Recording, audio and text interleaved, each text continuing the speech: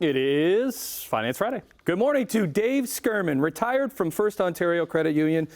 We keep calling, he keeps picking up. Another segment of Finance Friday. We're tackling some viewer questions this morning. Mr. Skirman, good morning. Good morning, Timmer. Good to see you, buddy. Nice tie. Thanks, pal. It is Bowtie Friday. Let's go to Linda, Nanaimo, BC. Good morning to you in BC. She asked, Dave, if I start CPP now at the age of 60, will it affect my eligibility for the GIC when I reach age 65? I know I qualify for the GIC now. Just remind everybody about GICs. Yeah, so GIS is... GIS, sorry, GIS, yeah. I apologize. That's okay, Tim. Reading's not easy. Whoa! Oh, zinger! Hey, it's Christmas time. So GIS is the Guaranteed Income Supplement. So it's for Canadians with lower incomes. To be eligible for GIS, you've got to be 65 years old. You have to be receiving old age security.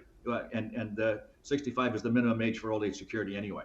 So Linda's looking ahead 5 years. She's 60 now, and she's wondering, if I take CPP, will that make my minimum income too much for the Guaranteed Income Supplement? Because the maximum income you can have in order to receive the Guaranteed Income Supplement is about $21,400 for a single individual. So Linda, for old age security, you're going to get about $8,500 a year. That's the max.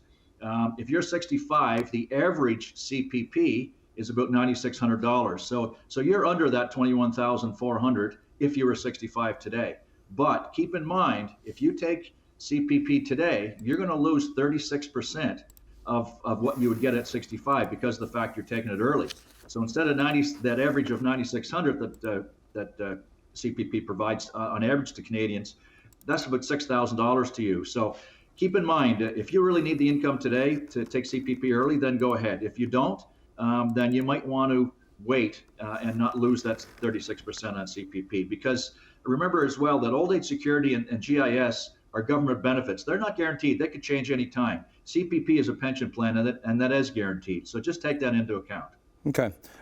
Let's see if I can get this one right. This is a good question, actually. I like this one from Kelly, who is wondering if I can cancel a credit card with zero balance on it without harming her credit score.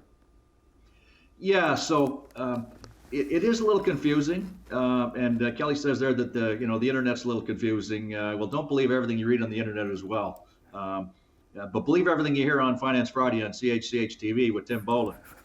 Hey, oh. So I'm going to get you back on the zinger earlier. But the thing with credit cards and line of credits are called revolving credit, and it revolves because you have limits you can use and access up to the total of all the cards and the line of credits that you have, the total limits that you have available to you. Now, credit scores will be negatively impacted if the balances you carry on any given month exceed 30% of the total limits that you have. So again, by canceling that card that you have zero balance on, it might hurt because you're taking that available limit away.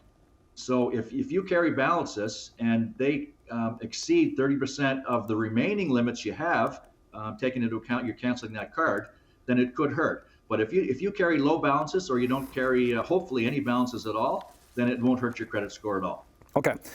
We have to skip this last one because I want to get to something else. So we'll move this last question to next Finance Friday because I want to check in on the CHCH Christmas Toy Drive donations. You guys are so generous by setting it up for the e-transfers. We want to check into that and how are we looking so far, Dave?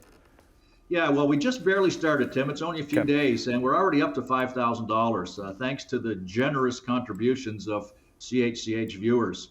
So again, you have to see on the screen there, you can e-transfer. It's very easy, and then the team at CHCH can buy the toys that kids need, that have requests for, and the email's on there, toydrive@chch.com. You can e-transfer your kind donations through there, and this year let's look for the maximum amount and break the records from last year. Exactly. So we have until December the 17th. So we'll check back in with you in a couple weeks on December the 15th and see how we're doing there. But if you have a question for Dave for his final segment of Finance Friday in 2 weeks, say it ain't so, email him at financefriday@firstontario.com or through X at finance_Friday. If your question or topic is selected to be covered on air, you'll win a gift card from a local business in your community. Okay, young Dave, have a great weekend. All right, you, Timmer. We'll see you in a couple of weeks, buddy.